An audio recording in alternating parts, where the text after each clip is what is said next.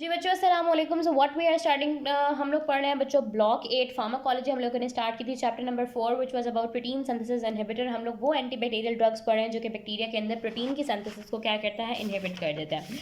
अच्छा बच्चों, इससे पहले जो मैंने आप लोगों को क्लासिफिकेशन पढ़ाई थी broad spectrum, moderate spectrum, narrow spectrum, उसमें से ब्रॉड स्पेक्ट्रम में से टेट्रासाइक्लिन जो है ना वो हम लोग फिनिश कर चुके हैं। और आज हम लोगों ने मॉडरेट स्पेक्ट्रम की एक ड्रग मैक्रोलाइड्स जो है ना, क्लास ऑफ ड्रग्स जो है ना वो मैक्रोलाइड्स आज हम लोगों ने ये स्टडी करना है। ठीक है, अब मैक्रोलाइड्स में बेसिकली हमारे पास बच्चों कौन कौन सी ड्रग्स आ जाती हैं। मैक्रोलाइड्स में हमारे पास जो माइसिन वाली ड्रग्स होती हैं ना वो आ जाती हैं। एरिथ्रोमाइसिन एजिथ्रोमाइसिन, क्लेरिथ्रोमाइसिन, फिडॉक्सामाइसिन, काफ़ी मशहूर ड्रग्स हैं। शायद आप लोगों ने नाम सुना हुआ भी होगा। खासतौर पर एजिथ्रोमाइसिन तो जो है ना वो बहुत ज़्यादा एजोमैक्स के नाम से भी आती है और नामों से भी आती है, बहुत ज़्यादा ये खाई जाती है। खासतौर पर कोरोना के बाद से तो लोग बहुत ज़्यादा एजिथ्रोमाइसिन, थोड़ा सा आम नज़ला ज़ुकाम बुखार होगा तो एजिथ्रोमाइसिन निकाल कर खाने लग जाते हैं। नहीं खानी चाहिए। ठीक है, अच्छा बच्चों क्या होता है कि इनकी गुड ऑरल बायोअवेलेबिलिटी होती है, यानी कि ये ऑफ कोर्स आप लोगों ने भी देखा होगा दवाई की शक्ल में आती हैं, ऑरली पानी के साथ ही हम लोग ले रहे होते हैं। इनकी ऑरल बायोअवेलेबिलिटी इनकी अच्छी होती है। लेकिन जो एजिथ्रोमाइसिन होती है बच्चों, इसकी जो एब्जॉर्प्शन होती है आपकी बॉडी के अंदर, it is impeded by food, यानी कि खाने की वजह से इसकी एब्जॉर्प्शन जो है ना वो मुतासर हो सकती है। और एजिथ्रोमाइसिन की हाफ लाइफ बहुत ज़्यादा लंबी होती है, 2 से 4 दिन तक जो है ना वो इसकी हाफ लाइफ चलती है। इसलिए जो एंटीबैक्टीरियल कोर्स होता है आई थिंक वो 5 दिनों का जो है ना वो होता है। नॉट श्योर अबाउट इट, लेकिन इसकी हाफ लाइफ बहुत ज़्यादा लंबी होती है। अब हम बात करते हैं बच्चों एंटीबैक्टीरियल एक्टिविटी की। ये मॉडरेट स्पेक्ट्रम है, यानी कि इनका स्पेक्ट्रम जो है ना वो बहुत ज़्यादा ब्रॉड तो नहीं होगा लेकिन बहुत ज़्यादा नैरो भी नहीं होगा। एरिथ्रोमाइसिन की हम अलग बात करते हैं, एजिथ्रो और क्लेरिथ्रो का उन्होंने एक बात बताई थी। एरिथ्रोमाइसिन हम लोग देते हैं बच्चों ग्राम पॉजिटिव कोकाई के अंदर, ग्राम नेगेटिव ऑर्गेनिज्म, कंपाइलोबैक्टर, क्लीमेडिया, माइकोप्लाज्मा और ल्यूजिनीला के लिए अंदर हम लोग दे रहे होते हैं। ठीक है, कुछ एक्टिविटी इनकी यहाँ लिखी हुई है, कुछ एक्टिविटी जो है ना क्लिनिकल यूजेस के अंदर लिखी हुई है, तो मैं वहाँ पे भी आपको करा दूंगी। जो एजिथ्रोमाइसिन और क्लेरिथ्रोमाइसिन है वो कह रहा है इसकी भी एक्टिविटी तकरीबन एजिथ्रोमाइसिन जैसी ही है, बस फर्क है कि ये हम लोग माइकोबैक्टीरियम एवियम कॉम्प्लेक्स के अंदर और टॉक्सोप्लाज्मा के अंदर भी दे रहे होते हैं। ठीक है, अच्छा अब रेजिस्टेंस किस तरह से आ रही है बच्चों, ये एक्टिविटी है, इसको जस्ट आप लोगों ने रट्टा मारना। एक्टिविटी वैसे इसकी इतनी ज़्यादा इंपॉर्टेंट नहीं है, इनमें से जो है ना क्लिनिकल यूजेस थोड़े बहुत इंपॉर्टेंट है, यहाँ से टॉक्सिसिटी के अंदर 1-2 बातें वो ज़्यादा इंपॉर्टेंट है। सो बच्चों रेजिस्टेंस किस तरह से आ रही है, अच्छा मेरे पास एक 2 PDF से, तो दोनों के अंदर थोड़ी सी मुख्तलिफ लिखी हुई थी, एडिशन का फ़र्क है, आप लोग अपनी बुक से इसको देख लीजिएगा। सो एक बुक के अंदर लिखा हुआ है कि इफ्लक्स पंप होते हैं इसके अंदर, जिस तरह हम लोगों ने टेट्रासाइक्लिन के अंदर बात की थी कि इफ्लक्स पंप लगे हुए होते हैं जो कि बैक्टीरिया को उठा के दवाई को उठा के बाहर फेंक रहे होते हैं। और इसके अलावा हमारे पास बच्चों मिथाइलेज एंजाइम ये बनाता है, ठीक है, जो कि ड्रग को डिस्ट्रॉय कर देते हैं। और एक जगह जो है ना वो उसका एस्टरेसिस लिखा हुआ है और change in ribosomal binding site लिखा हुआ है। तो ये रेजिस्टेंस इतनी ज़्यादा इंपॉर्टेंट नहीं है वैसे, लेकिन एक दफ़ा आप लोग चेक कर लीजिएगा। बच्चों हम लोग मैक्रोलाइड की बात करें जो कि moderate spectrum anti bacterial protein synthesis inhibitor drug है। एरिथ्रोमाइसिन, एजिथ्रोमाइसिन, क्लेरिथ्रोमाइसिन, फिडॉक्सामाइसिन, बायोअवेलेबिलिटी अच्छी होती है। एजिथ्रोमाइसिन की बात है, अच्छा एजिथ्रोमाइसिन है इनमें से सबसे ज़्यादा इंपॉर्टेंट ड्रग है और आम हालात में भी यही सबसे ज़्यादा जो है ना वो मशहूर ड्रग है। इम्पीडेड बाय फूड वाली बात याद रखनी है, वेरी लॉन्ग हाफ लाइफ वाली बात याद रखनी है, और ये इनकी थोड़ी बहुत एक्टिविटी आ जाती है। रेजिस्टेंस के मैकेनिज्म मैंने बता दिया। अब इनके क्लिनिकल यूजेस बच्चों क्या क्या होते हैं कि जो एरिथ्रोमाइसिन है ना इसमें आपने ना सी याद रखना है, लेटर सी, सारे सी वाले ही हैं तकरीबन। देखो ग्राम पॉजिटिव कोकाए बनता है हमारे पास सी से। इसके अलावा कॉर्नी बैक्टीरियम, क्लेमेडिया, कैम्पाइलोबैक्टर, क्लेमेडोफिला, ठीक है, तो ये सारे सी वाले जो ऑर्गेनिजम्स है ना, कोकाए, कॉर्नीबैक्टीरियम, क्लेमेडिया, क्लेमेडोफिला और कैम्पाइलोबैक्टर, यहाँ पे हम लोग दे रहे होते हैं। लेकिन आप लोगों ने बात याद रखी कि ग्राम पॉजिटिव कोकाए के अंदर स्टैफ ऑरियस भी आ जाता है, स्ट्रेप्टोकोकस निमोनी भी आ जाता है। दोनों के लिए ये ड्रग आप लोग तजवीज़ नहीं कर सकते। ना मरसा में ये ड्रग काम करती है, ना PRSP स्ट्रेन्स के अंदर, penicillin resistant streptococcus pneumoniae, methicillin resistant staph aureus में भी ये ड्रग काम नहीं कर रही होती। इसके अलावा ल्यूजिनीला है और यूरिया प्लाज्मा यूरेलाइटिका में, लेकिन मेजरली अगर आप लोग सी भी याद रख लो ना इसके अंदर तो काम हो जाएगा। अच्छा नेक्स्ट है हमारे पास बच्चों एजिथ्रोमाइसिन। एजिथ्रोमाइसिन हम लोग कहाँ पे यूज़ कर रहे होते हैं, अभी पीछे आपको बताया कि एरिथ्रोमाइसिन, एजिथ्रोमाइसिन, टेट्रोमाइसिन सबका स्पेक्ट्रम तकरीबन सेम है, थोड़ा सा फ़र्क है। अब एजिथ्रोमाइसिन बच्चों इसके लिए ना आप लोगों ने एक निमोनिक याद रखना है, दैट इज़ GCUS, ठीक है, GCUS कर लो या GCUS कर लो। बेसिकली GCU हमारे पास क्या है, गवर्नमेंट कॉलेज यूनिवर्सिटी जो लाहौर में है ना, बड़ी मशहूर है, GC यूनिवर्सिटी कहते हैं इसको, या यूँ याद रख लो कि GC और US, USA वाला US हो गया यूनाइटेड स्टेट, और GC से गवर्नमेंट कॉलेज याद रख लो। तो ये बस जो भी निमोनिक बनाओ GCU या GCUS, तो आप लोगों ने याद रखना है बच्चों, G से हमारे पास आ जाता है गिनोरिया, ठीक है। ये गिनोरिया के ट्रीटमेंट के अंदर हम लोग दे रहे होते हैं। अगर आप लोगों को याद हो तो गिनोरिया के ट्रीटमेंट के अंदर हम लोग क्या दे रहे थे, सेफ्ट्रेक्सोन भी दे रहे थे। ठीक है, सेफ्ट्रेक्सोन भी हम लोग गिनोरिया के ट्रीटमेंट के अंदर दे रहे होते हैं, एजिथ्रोमाइसिन भी हम लोग गिनोरिया के ट्रीटमेंट के अंदर दे रहे होते हैं। इसके अलावा बच्चों हम लोग इसको दे रहे होते हैं, सी से बन जाता है हमारे पास कम्युनिटी एक्वायर्ड निमोनिया। मैंने आपको बताया था ना, कम्युनिटी एक्वायर्ड निमोनिया की जो फर्स्ट लाइन ड्रग होती है ना, ये 4 दिन का इसका कोर्स होता है एजिथ्रोमाइसिन का कम्युनिटी एक्वायर्ड निमोनिया के लिए।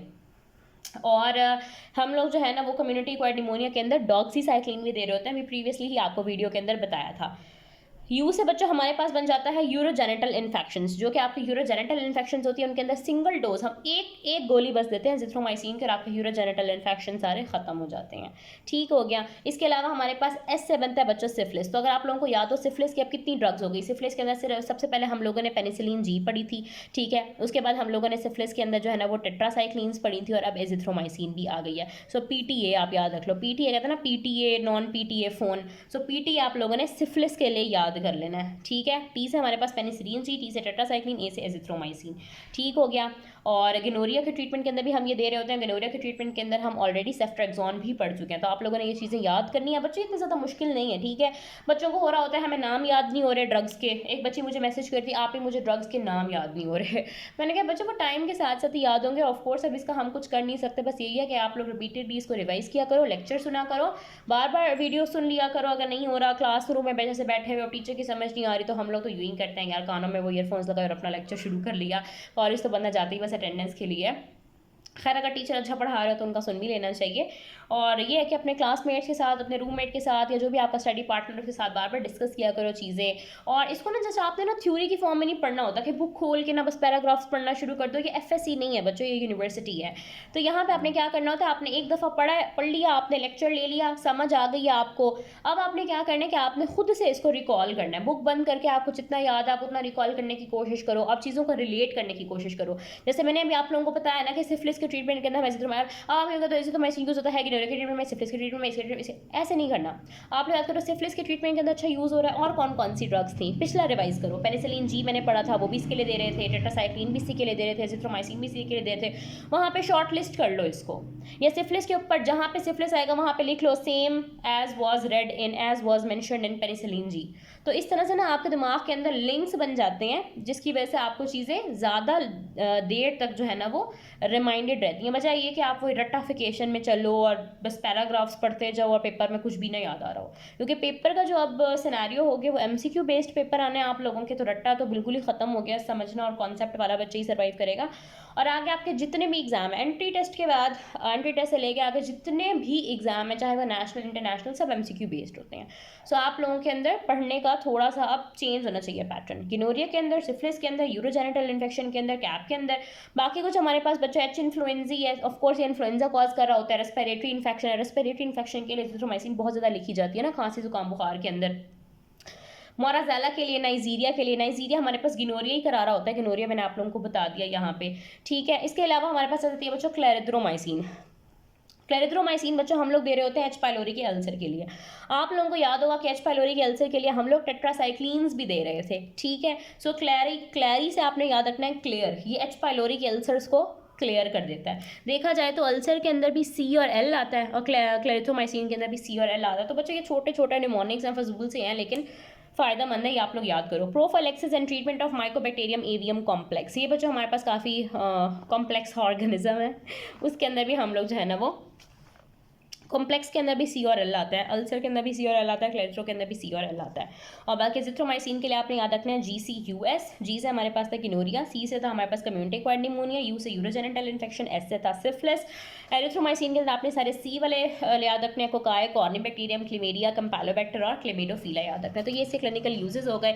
बाकी हमारे पास बच्चों एक और दवाई थी जिसको हम भूल ही गए हैं, जो कि हमारे पास फिडॉक्सामाइसिन थी। बच्चों की आपको बहुत अच्छे से याद होनी चाहिए, क्योंकि हम लोग इसको जब मैंने माइक्रो पढ़ाई थी आपको, क्लोस्ट्रीडियम डिफिसाइल का colitis and pseudomembrane antibiotic associated pseudomembrane colitis, वहाँ पे मैंने आपको बताया था कि उसका ट्रीटमेंट क्या होता है। हम लोग फिडॉक्सामाइसिन दे रहे होते हैं, मेट्रोनिडाजोल दे रहे होते हैं, वैनकोमाइसिन दे रहे होते हैं। और वैनकोमाइसिन था, उसके अंदर भी मैंने आपको पढ़ाया था सी डिफिसाइल कोलाइटिस का ट्रीटमेंट। जो सी डिफिसाइल कोलाइटिस का ट्रीटमेंट हमारे पास क्या है, फिडॉक्सामाइसिन। इसके अलावा सी डिफिसाइल कोलाइटिस को कराती कौन सी ड्रग्स है हमारे पास, क्लिंडामाइसिन कराती है हमारे पास, पेनिसिलिन कराती हैं, और भी काफ़ी सारी ड्रग्स होती हैं। आई थिंक एम्पिसिलिन या एमोक्सिसिलिन में से कोई एक ड्रग थी जो करा रही थी, मेरे ख्याल से एम्पिसिलिन थी। इसके अलावा हम ग्राम पॉजिटिव एरोब्स और एनारोब्स में भी इसको दे रहे होते हैं, तो आप लोगों ने ये ड्रग जो है ना वो अच्छे से याद करनी है। ये हमारा प्रॉफ के अंदर सवाल आ गया था। अच्छा, फिर हम बात करते हैं टॉक्सिसिटी की, लेकिन पहले मैं आप लोगों को थोड़ा सा रिवाइज करा देती हूँ कि हम पढ़ क्या रहे हैं बच्चों। हम लोगों ने मैक्रोलाइड्स पढ़ी हैं, एरिथ्रोमाइसिन, एजिथ्रोमाइसिन, कैरिथ्रोमाइसिन और फिडॉक्सामाइसिन। मैंने आप लोगों को इनकी एक्टिविटी बताई है, रेजिस्टेंस बताई है, क्लिनिकल यूजेस बताए। कैरिथ्रोमाइसिन के अंदर सारे सी वाले याद करने हैं। एजिथ्रोमाइसिन का निमोनिक है GC US और क्लेरिथ्रोमाइसिन में आपने CL याद रखना है। अल्सर के अंदर भी CL और कॉम्प्लेक्स के अंदर भी CL, तो माइकोबैक्टीरियम एवियम कॉम्प्लेक्स के लिए। फिडॉक्सामाइसिन सी डिफिस एल्कोलाइटिस और ग्राम पॉजिटिव एरोब्स और एनारोब्स के अंदर। अब टॉक्सिसिटी क्या होती है बच्चों, जो एरिथ्रोमाइसिन होती है, जिस तरह बाकी सारी एंटीबायोटिक्स हमारे पास GIT डिस्टर्बेंस और स्किन रैशेज, हाइपर सेंसिटिविटी करा रही है, तो ऑफकोर्स ये क्यों पीछे रहे। GIT इरिटेशंस है, स्किन रैशेज है, इओजिनोफिलिया करा रही होती है, इओजिनोफिल को काउंट रेज कर रही होती है, hypersensitivity based acute cholestatic hepatitis कराती है, खासतौर पर प्रेग्नेंट लेडीज़ के अंदर। अब इतना लंबा नाम बेशक आप याद ना भी रखो, बेसिकली इसमें हाइपर सेंसिटिविटी ज़्यादा इन्वॉल्व हुई है, रैशेज भी, इओजिनोफिलिया भी, हाइपर सेंसिटिविटी भी। इओजिनोफिल्स तभी रेज होते हैं ना जब एलर्जिक रिस्पॉन्स आता है बॉडी के अंदर। फिर हमारे पास बच्चों जो एरिथ्रोमाइसिन और क्लेरिथ्रोमाइसिन दोनों होते हैं ना, इनके ड्रग इंटरेक्शंस थोड़े से बताए हुए हैं। ये क्या करते हैं बच्चों, हमारे पास जो CYP450 एंजाइम्स होते हैं ना, उनको इनहिबिट कर देती है। आप लोगों ने CYP450 एंजाइम्स के इंड्यूसर्स और इनहिबिटर्स पढ़े हुए होंगे जनरल फार्मा के अंदर। अगर नहीं पढ़े तो आप मुझे बताना है कि उसके ना बहुत अच्छा सा निमोनिक है मेरे पास, वो मैं आप लोगों के साथ ना शेयर कर दूँगी।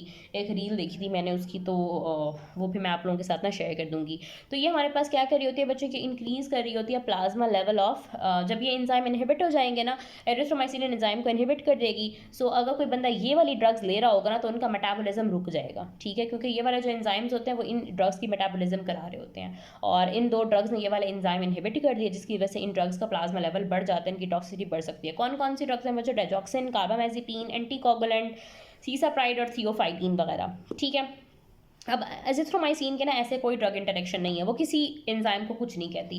तो इस तरह से एक सवाल आ जाता होता है कि why azithromycin is preferred over erythro and clarithromycin. तो बच्चों इसकी वजह यही होती है कि जो एजिथ्रोमाइसिन होती है ना, इसके ड्रग इंटरेक्शंस नहीं है, ये बाकी ड्रग्स को कुछ नहीं कहती, ये बाकी ड्रग्स को भी अपना काम करती रहती है। दैट्स वाई हमारे यहाँ पाकिस्तान के अंदर भी ज़्यादा ट्रेंड है कि एजिथ्रोमाइसिन ज़्यादा लिखी जाती है, क्योंकि हमारे यहाँ जो लोग आते हैं ऑलरेडी वो किसी ना किसी मेडिकेशन पे चल रहे होते हैं, और यहाँ लोगों को प्रॉपर हिस्ट्री देना भी नहीं आती, अपनी मेडिकेशंस भी याद नहीं होती। आप लोग वार्ड्स में जाते होगे, हिस्ट्री लेते होगे, लोगों को अपनी दवाइयाँ याद ही नहीं होती कि हम कौन सी दवाइयाँ खा रहे हैं। तो to remain on safe side हमारे यहाँ डॉक्टर्स जो है ना वो एजिथ्रोमाइसिन ही लिख देते होते हैं। सो बच्चों यहाँ तक हमारे पास जो मैक्रोलाइड्स थी, this was all about macrolides. इंशाल्लाह अब हम लोगों ने प्रोटीन सिंथेसिस इनहिबिटर स्टार्ट किए हैं, यहाँ से हमने टेट्रासाइक्लिन्स भी पढ़ लिया, मैक्रोलाइड्स भी पढ़ लिए।